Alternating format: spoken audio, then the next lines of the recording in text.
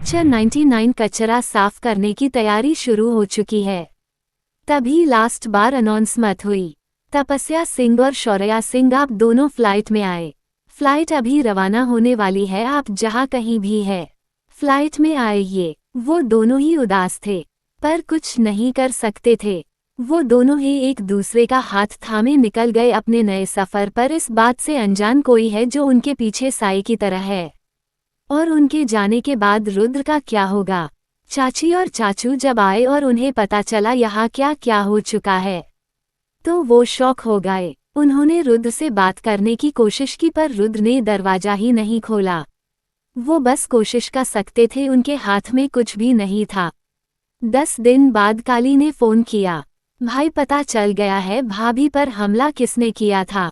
रुद्र गुस्से से बोला, कौन है वो? काली, भाई वो कोई और नहीं, कृतिका और उसका बॉयफ्रेंड है। रुद्र गुस्से से घसीट कर लाओ उन्हें हमारे ब्लैक चेम्बर में।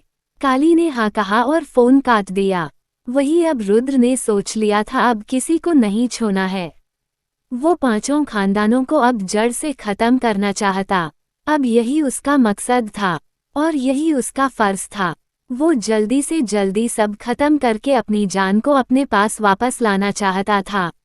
अब आगे 7 दिनों बाद अपने कमरे से निकला, सब उसको देखकर हैरान हो गए थे। रुद्र की दाढ़ी बड़ी हुई थी, उसकी आंखें लाल हो गई थी, उसके बाल मेसी लग रहे थे। ऐसा लग रहा था रुद्र कई रातों से सोया नहीं था। उसको देख ऐसे कर किसी को अच्छा नहीं लग रहा था और किसी की कुछ भी पूछने की हिम्मत नहीं थी। तभी जाते हुए रुद्र से चाची जी ने आवाज देकर पूछा, बेटा रुद्र। रुद्र जहाँ था वही रुक गया पर कुछ कहा नहीं। वही चाची जी ने प्यार से कहा, बेटा जी पहले कुछ खा लो, फिर जहाँ जाना है चले जाना। रुद्र धीरे से बोला, बहुत जरूरी काम है, हमें जाना ही होगा।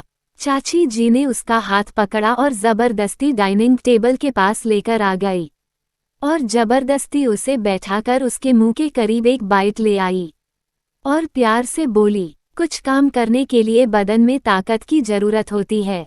रुद्र ने अपनी आंखें बंद की और अपना सर झुकाकर बोला, ठीक है चाची जी। चाची जी प्यार से उसके सर पर अपना हाथ फेराकर बोली, पर हमने तो कुछ पूछा ही नहीं आपसे, आप हमें सफाई मत दीजिए। माँ अपने बच्चों के दिल का हाल खूब जानती है, आप फिक्र मत कीजिए। वो बच्ची है, जल्दी आ जाएगी, आप खाओ। अब रुद्र के पास खाने के अलावा कोई ऑप्शन नहीं था। उसने अपना मुंह खोल दिया और चाची लिए उनसे उनकी खुशी से बढ़कर कुछ नहीं है। सब उसकी बात सुनकर शौक थे क्योंकि रुद्र की क्या हालत थी। इन 7 दिनों में वो किसी से छुपा नहीं था। इतना बोलकर बिना किसी एक्सप्रेशन के वो वहां से चला गया। उसके जाने के बाद चाची जी बोली, आदित्य जी हमारे जमाई सा हीरा है, काश इनकी शादी हमारी समायरा से हुई होती, आज हमारी बेटी कितनी खुश होती। आदित्य जी गुस्से से बोले, जो नहीं होना है उसका ख्याल भी अपने मन में मत लाना। मैं अपनी गुड़िया की जिंदगी बर्बाद होने नहीं दूंगा। जब तक मैं जिंदा जी कोई भी मेरी तपस्या और बेटे शौर्या का हक नहीं छीन सकता। चाची जी शांति से बोली, मैंने ऐसा कब कहा जी, आप क्यों मुझे गलत समझ रहे हैं? मैं कभी भी उनका हक क्यों छीनूंगी? मैं तो बस एक बात कर रही थी, पर आप तो बात को कहाँ से कहाँ ले गए। आदित्य जी ने गुस्से से उठकर उन्हें घूरकर देखा और बोले, जो ख्याल आपके दिमाग में आ गया है ना उसे अभी ही निकाल दो, क्योंकि ना तो दामाद जी ऐसे है और ना मैं ऐसे होने दूंगा। इतना बोलकर वो भी चले गए। वही समेरा और चाची जी दोनों ही खड़े उनकी बातों को सुनकर हैरान थे। वही स्मायरा बोली, मोम ये डेड को क्या हुआ है? क्या ये भूल गए हैं उनकी सगी बेटी मैं हूँ, वो तपस्या नहीं, और इन्हें पहले अपनी बेटी के बारे में सोचना चाहिए। अगर मेरी शादी रुद्र से हो गई तो ये सब कुछ उनका ही हो जाएगा। इतना बोलकर वो चली गई। वही चाची जी के दिमाग में अब भी वही सब घूम रहा था। उन्हें अब लग रहा था तपस्या कभी वापस नहीं आएगी, इसीलिए अब उन्हें लग रहा था रुद्र और समेरा को एक करना ही सही था, क्योंकि तपस्या वैसे भी बच्ची थी। वो कभी भी रुद्र को समझ नहीं पाएगी और रुद्र हमेशा ही दुखी रहेगा। इसलिए अच्छा यही है वो तपस्या और रुद्र को अलग कर दे। और समायरा को रुद्र के करीब लाना था। फिर वो तपस्या के लिए भी कोई अच्छा सा लड़का देखकर शादी करवा देंगी। यही रुद्र के लिए सही होगा, पर वो यह नहीं जानती थी। पीछे खड़ा शिवम उनकी सब बातें सुन और समझ चुका था। उसे बुरा लगा क्योंकि कहीं ना कहीं वी भी समायरा को पसंद करने लगा था, पर इतना भी नहीं कि अपनी भाभी की जगह उसे दे दे। वो जानते थे तपस्या भाभी बहुत प्यारी, भोली और इनोसेंट थी, और वही समायरा एक नंबर की कपटी। ऐसी लड़की को क्यों वो अपने भाई ली लाइफ में आकर उनकी लाइफ तबाह करने देगा। उसने बिना देरी किए अपने भाई को सब इन्फॉर्म कर दिया। रुद्र ने अपनी आंखें बंद की और दिल में सोचा, जान आप नहीं हो तो देखिए ना सब कैसे बदल गए हैं। मैं सब ठीक कर देता हूँ, आप जल्दी आ जाना, आपका डेविल आपके बिना नहीं जी सकता। इतना बोलकर उसने अपनी आंखें बंद कर ली। रुद्र जानता था उसे क्या क्या करना है, पर फिर भी उसे तपस्या की बहुत याद आ रही थी। थोड़ी देर में वो ब्लैक चेम्बर पहुंच गया और बिना देरी किए कृतिका के बॉयफ्रेंड को टीचर करने लगा। रुद्र ने काली से कहा, मेरा हंटर लाओ कांटों वाला। वो बिना देरी किए उसे उससे मारने लगा। उसकी चीख हर किसी को सुनाई दे रही थी। रुद्रांग ने गुस्से से पूछा, बोलो कौन है इसके पीछे? हम जानते हैं आप अकेले इतना कुछ नहीं कर सकते, बोलो कौन है इसके पीछे, क्यों आपने हमारी जान को मारने की कोशिश की? बोलो, किसने साथ दिया था आपका? बोलिए, वरना आज आपके साथ वो होगा जो आपने सोचा भी नहीं होगा। रुद्र बस उसे मार रहा था। काफी देर बाद भी जब वो नहीं बोला तो रुद्रांग ने गुस्से से कहा, काली, अपने कुछ गार्ड्स से कहो जिन्हें लड़के पसंद है, उन्हें कहो अच्छे से इसे खुश करे, क्योंकि इसे दूसरों की बीवियों से इश्क लड़ाने का शौक है।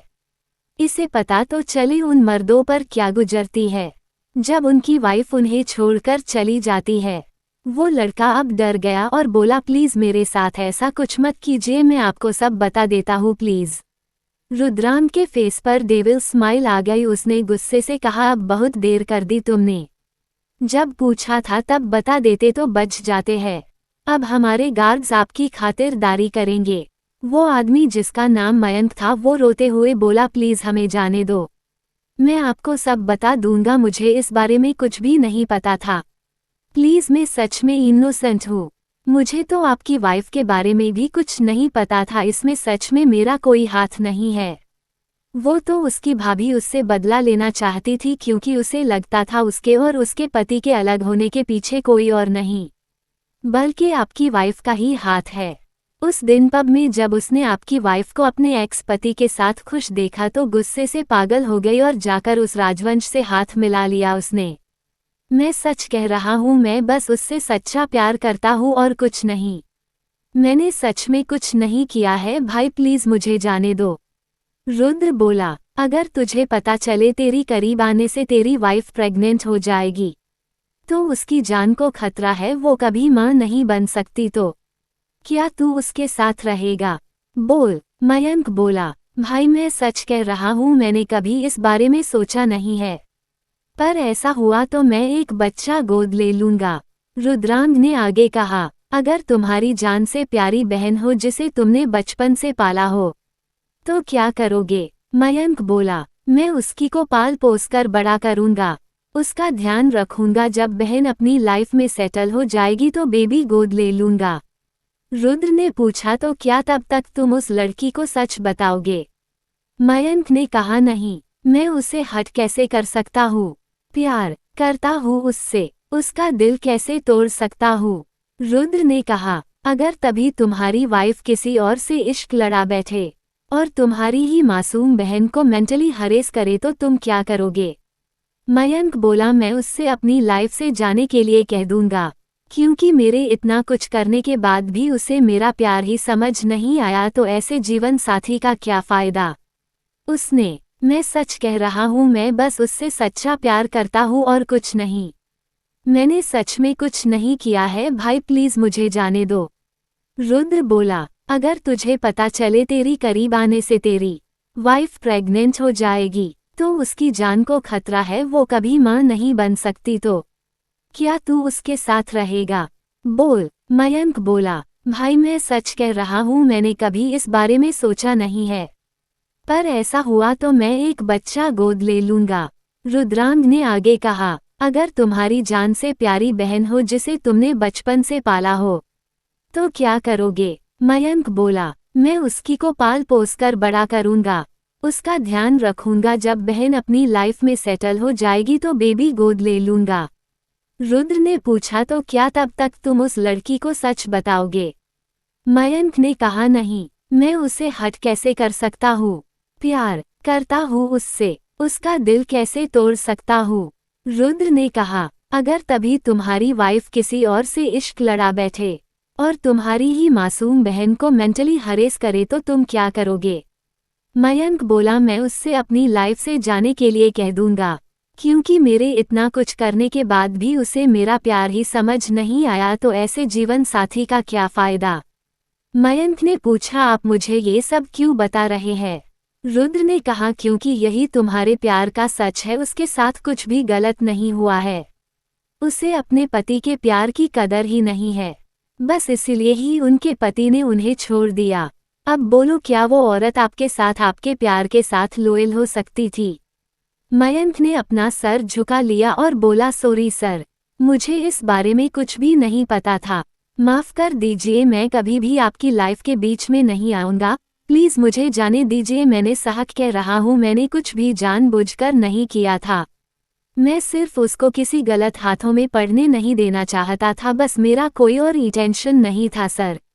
रुद्र ने कहा, मैं तुम्हें एक पल के लिए माफ कर भी दूं, पर कृतिका को नहीं कर सकता, और तुम हो उसका सच्चा वाला प्यार। फिर मुझसे बदला लेने आओगे, फिर तुमने मेरी वाइफ को हर्ट किया तो मैं क्या करूंगा? वो एक बार बच गई, जरूरी नहीं हमेशा यही हो, इसलिए बस तुम्हें मार रहा हूँ। सॉरी, पर मुझे सच में तुम्हें मारने का अफसोस हो रहा है। मयंक डर गया, पर रुद्र ने बिना देरी किए ही उसके सीने में सारी गोलियां चला दी और बोला, सॉरी, पर हम अब ऐसे किसी को जिंदा नहीं छोड़ेंगे जिससे हमारी वाइफ की जान को खतरा हो। इसकी शुरुआत हम आज से कर रहे हैं। अब ये रुद्रांग तब तक नहीं रुकेगा जब तक उन सबको खत्म ना कर दे जिसकी वजह से उसकी वाइफ पर हल्का सा भी खतरा हो। कचरा साफ करने की शुरुआत हो चुकी है। वो हंसने लगा, वही काली और रोकी आकांक्षा के चेहरे पर भी मुस्कान थी। अब आगे, रुद्र ने कहा, काली, ध्यान रहे लिस्ट में कोई नहीं छूटना चाहिए, क्योंकि हमें लगता है हमें ये जितना आसान दिख रहा है उतना है नहीं। कुछ तो है काली जो हम देख नहीं पा रहे हैं। हमें ऐसा लगता है कोई है जो इन प्यादों के पीछे छुपा हुआ है और वो इन लोगों को एक मोहरों की तरह इस्तेमाल कर रहा है, और हम चाहकर भी उसे ढूंढ नहीं पा रहे हैं। हमें क्यों ऐसा लग रहा है?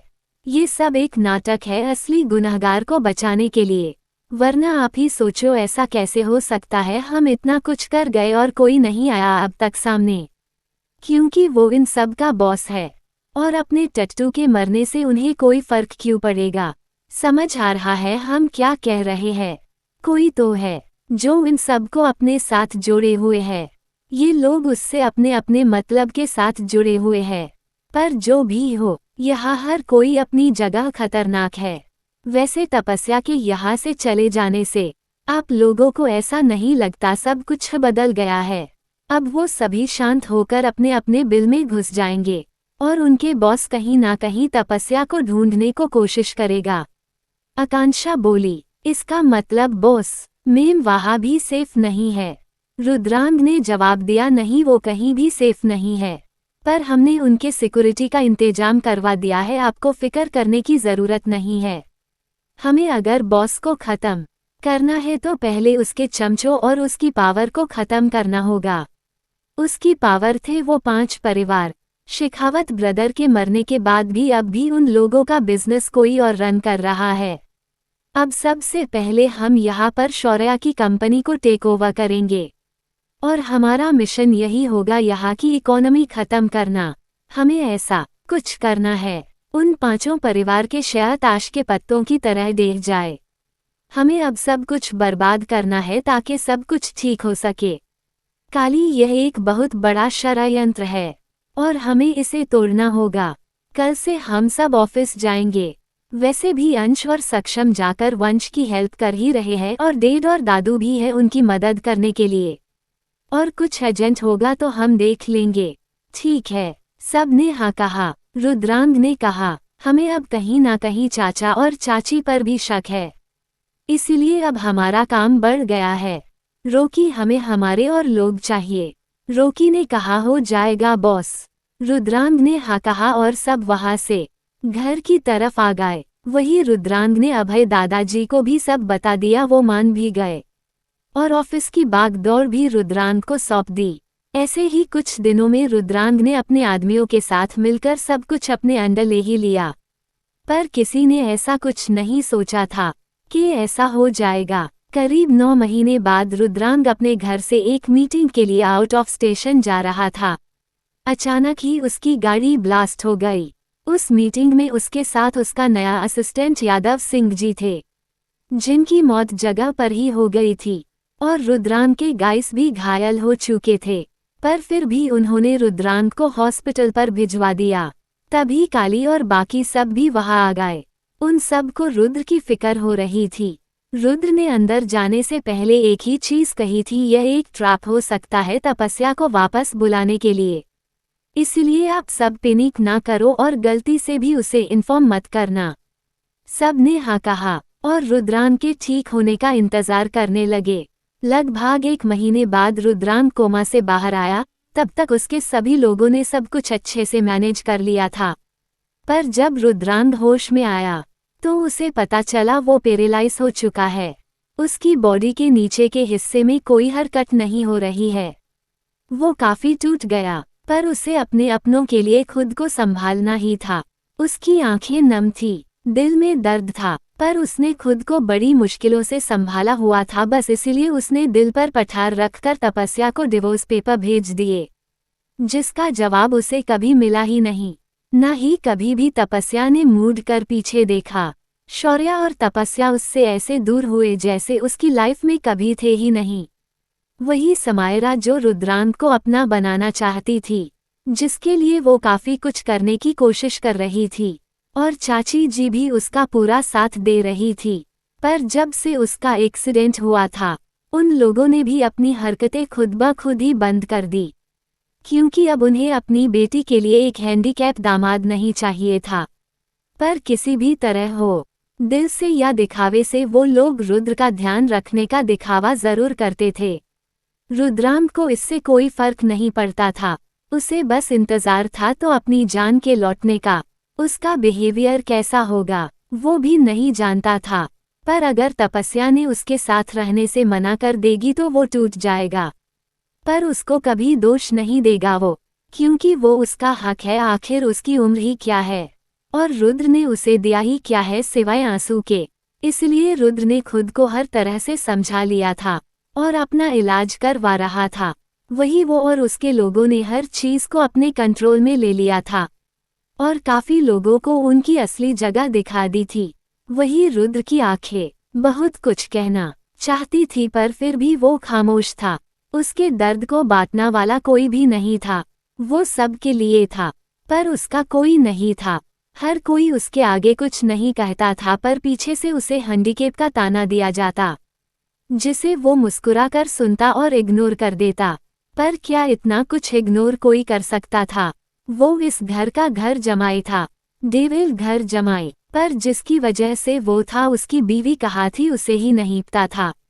हालांकि वो उसकी सेफ्टी का पूरा ध्यान रखता था, पर कभी भी अपनी जान को हर्ट नहीं होने दे सकता था। पर उसने उसके बारे में जानने की कोशिश नहीं कि वो कहाँ है और क्या कर रही है, क्योंकि अब उसमें तपस्या के सामने जाने की हिम्मत ही नहीं थी। वो उससे रिजेक्ट नहीं हो सकता था, उसमें इतनी हिम्मत ही नहीं थी। ओ भले ही सबके लिए डेविल था, पर अपनी जान के लिए तो वो एक बहुत ही नर्म दिल इंसान था। ... वही दूसरी तरफ अंश और सक्षम ने वंश के साथ मिलकर पूरी सिंह एंटरप्राइज को अच्छे से संभाल लिया था।